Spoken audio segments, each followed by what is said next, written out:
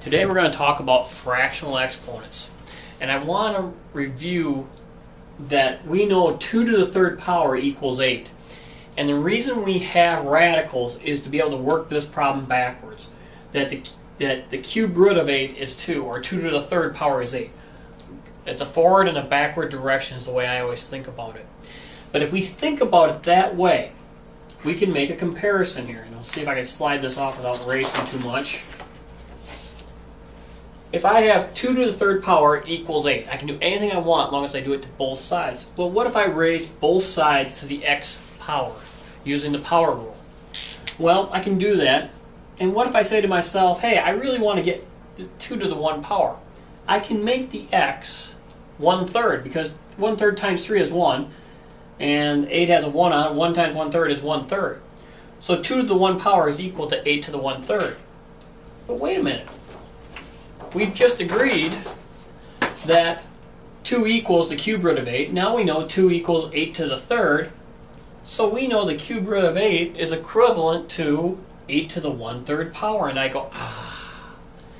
And again, I'm not going to go through much proof with this outside of the idea that radicals were always tied to exponents. Thus, it makes sense. You can write it as an exponent. Now, with that in the back of our minds, we have some rules, some equivalency things to add to our repertoire. The index on the radical is going to be the fractional exponent denominator, is what that means. On the last example, it was the cube root of 8, so it was 1/3. Whatever the index here is, will be the base or the bottom of the fraction exponent. And remember, when there is no index shown, it's 2. So the square root of x is x to the half. Let's do some examples. That'll hopefully make it a little easier. The square root of 2 then, no index shown, you know it's 2, is 2 to the 1/2 power. The cube root of 4 is 4 to the 1/3 power. The 7th root of 7 is 7 to the 1/7. And if I change 7 to a 2, the only thing that changes is the 7 becomes a 2. And again, it falls to this rule, and it comes back to that. These are always going to be the things that take us backwards on exponents. So we can look at exponents now. Say 4 to the 1/2 power. Well, we can recognize that as the square root of 4, which we all know is 2. And in fact, what we want to get good at is we can recognize that like that.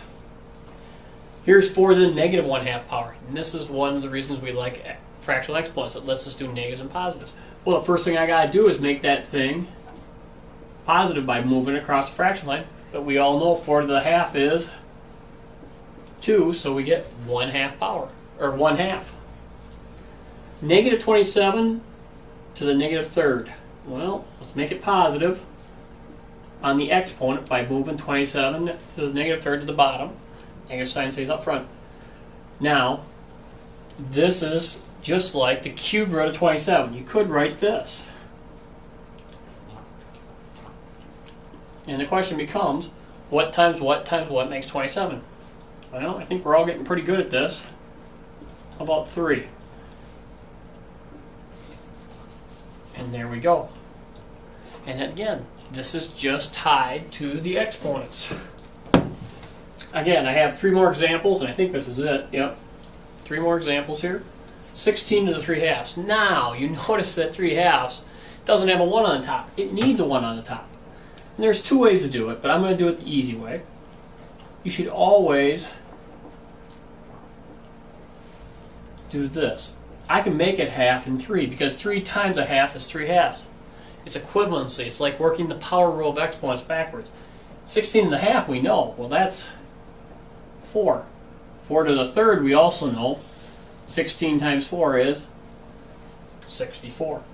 Here's the opposite of 8 to the negative 2/3.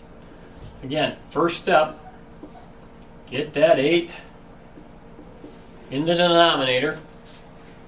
Next step, get that so there's a 1 in the fractional exponent so we can deal with it.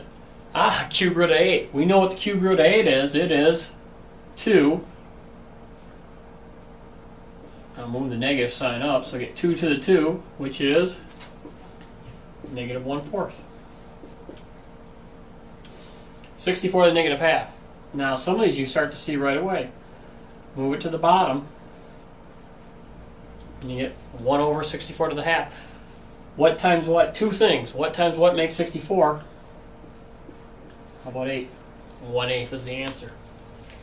Fractional exponents, again, it's exponents and radicals are inverse operations of one another.